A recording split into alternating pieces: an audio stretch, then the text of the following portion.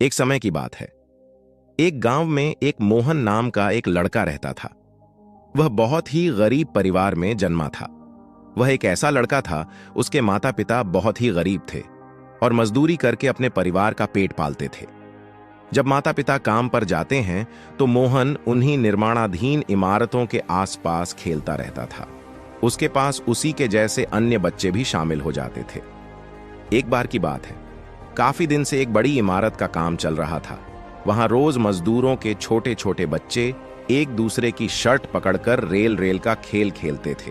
रोज कोई बच्चा इंजन बनता और बाकी बच्चे डिब्बे बनते थे। इंजन और डिब्बे वाले बच्चे रोज बदल जाते, पर केवल चड्डी पहना एक छोटा बच्चा हाथ में रखा कपड़ा घुमाते हुए रोज गार्ड बनता था।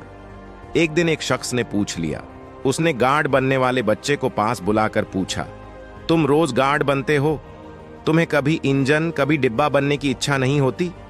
इस पर वो बच्चा बोला, बाबूजी, मेरे पास पहनने के लिए कोई शर्ट नहीं है, तो मेरे पीछे वाले बच्चे मुझे कैसे पकड़ेंगे और मेरे पीछे कौन खड़ा रहेगा? इसीलिए मैं रोज गार्ड बनकर ही खेल में हिस्सा लेता हूँ। उस बच्चे की यह बात सुनकर उस आदमी को उस बच्चे पर दया आ जाती है और हमें उस बच्चे की यह बात सुनकर जीवन का यह सबक मिलता है कि जीवन कभी भी परिपूर्ण नहीं होता, हमेशा अधूरा ही होता है। इसलिए इसमें कोई ना कोई कमी जरूर हमेशा बनी रहती है, लेकिन हमें हर हालात का सामना खुशी खुशी करना चाहिए। वह बच्चा माँ बाप से गुस्सा होकर रोते हुए बैठ सकता था, लेकिन ऐसा न करते हुए उसने परिस्थितियों का समाधान खोजने की कोशिश करता हुआ आगे बढ़ रहा था।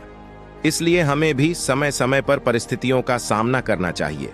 सामना न करने से हम अपनी जिम्मेदारियों से कितने दिन तक मुख को मोड़ते रहेंगे। किसी भी परेशानी में कमजोर हो जाने का मतलब यही होता है कि खुद को हारा हुआ महसूस करना।